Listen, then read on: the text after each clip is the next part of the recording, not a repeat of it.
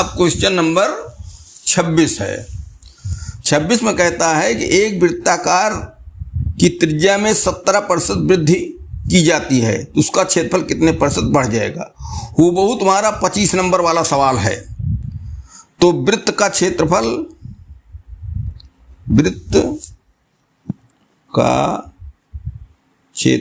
बराबर पाई are square, ये सूत्र हम लिख देते हैं। माना त्रिज्या या आर बराबर 100, ठीक, इसलिए क्षेत्रफल बराबर पाई गुणे 100 गुणे 100 बराबर 10,000 पाई, इतना क्षेत्रफल हुआ, ठीक। अब 21% वृद्धि हुई, आर में 21% वृद्धि,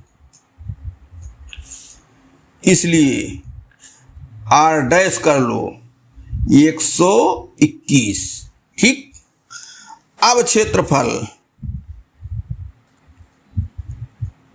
तो पाई गुणे 121 गुणे 121 बराबर, इनका गुणा होगा 121 का 121 का, नहीं भाई 17% वृद्धि है, 17% है, ये गलत, 17, इसको 17 117 और ये लाइन काट दे रहे हैं, पाई गुणे 117 गुणे 117 बराबर क्या हुआ गुणा करने पर 13,689, 13,689 पाई। अब ये नया क्षेत्रफल हो गया, ठीक। तो क्षेत्रफल में वृद्धि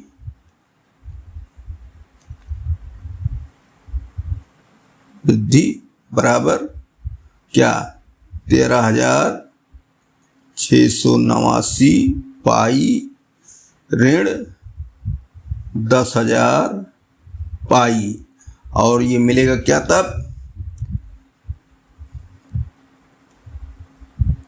3,689 पाई। ये क्षेत्रफल में वृद्धि हुई। अब वृद्धि कितने पर हुई है 10,000, मूल जो इसका आधार है वो 10,000 पाई है, पहले क्षेत्रफल 10,000 पाई ही आया, तो प्रतिशत में तो यही बात है, मूल राशि तय कर दी जाती है, उसी पर 100% के हिसाब से निकाला जाता है। अब चूंकि 10,000 पाई पर वृद्धि बराबर 3,689 पाई, इसलिए एक पर तो ये हो गया 3,689 पाई बटे 10,000 पाई, इसलिए 100 पर 100 का गुणा हो जाएगा, 3,689 पाई गुणे 100 बटे 10,000 पाई, पाई पाई कटा, 2 शून्य 2 शून्य कटा। अब 100 से भाग देंगे 3689 में तो आएगा कितना 36.89%, ठीक। और ये विकल्प कौन हुआ, ऑप्शन बी वाला। तो ये पिछले सवाल से मिलता जुलता था। अब क्वेश्चन नंबर 27, यदि एक घन, देखो वृत्त के बदले अब घन आ गया, भुजा को 10% बढ़ाया जाता है तो उसके आयतन में कितने प्रतिशत की वृद्धि होती है। देखो घन, घन का मतलब होता है वर्ग से मिलता जुलता है, वर्ग में सब भुजा बराबर, घन में भी सब भुजा बराबर, लेकिन घन में 3 भुजाएं हो जाती हैं, लंबाई चौड़ाई और ऊंचाई भी आ जाती है, वर्ग में लंबाई और चौड़ाई ही होती है। तो इसका सूत्र क्या होता है, घन का आयतन बराबर लंबाई गुणे चौड़ाई गुणे ऊंचाई बराबर ये होता है भुजा घात 3। इसलिए लंबाई चौड़ाई ऊंचाई सब होती हैं बराबर, तो उनको नाम क्या दिया जाए तो भुजा नाम दे दिया जाता है। ये सूत्र हो गया। अब इसकी भुजा फिर इसी तरीके 100 मान ली जाए।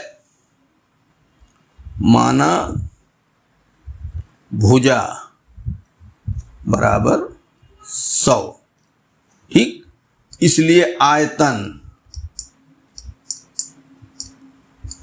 बराबर क्या हुआ 100 गुणे 100 गुणे 100, ठीक।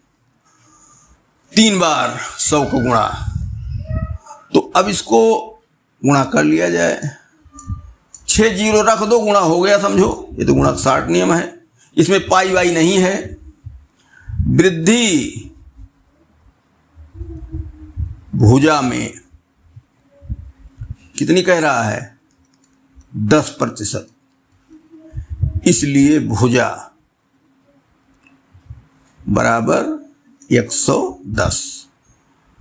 अब आयतन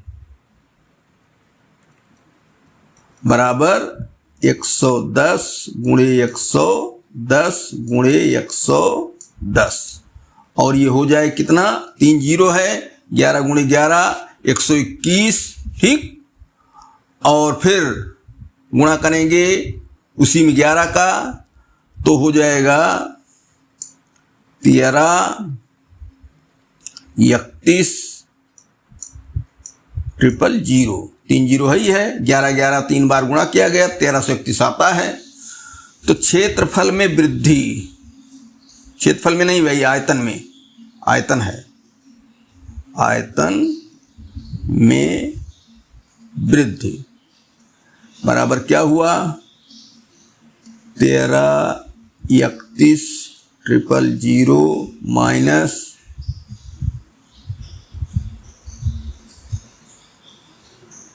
इतना, और बराबर आ गया क्या 331 000, ठीक।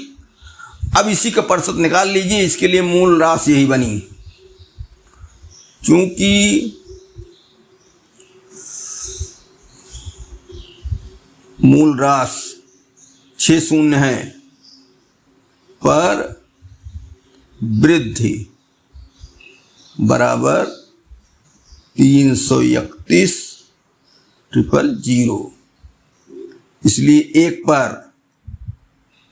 331 000, इसलिए 100 पर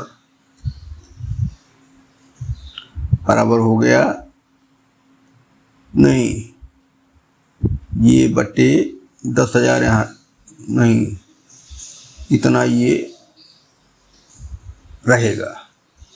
तो आगे क्या हुआ 331 000 गुणे 100 बटे 6 0 4 3 4 5 6। अब 2 शून्य इसका, 2 शून्य इसका, 3 शून्य इसका और 3 शून्य इसका कटा, ठीक। और अब ये आ गया 10 बचा, 10 से भाग देंगे 331 को, तो क्या हुआ 33.1%। 33.1%। ये ऑप्शन नंबर डी सही हुआ, ऑप्शन नंबर डी। एकदम कैलकुलेशन भी बड़ा आसान है। मूल राशि इसमें पहले का चाहे क्षेत्रफल हो, पहले का चाहे आयतन हो, वही लिया जाएगा, उसी पर प्रतिशत निकाला जाएगा, ठीक। बढ़ रहा है तो भी उसी पर, और घट रहा है तो भी उसी पर।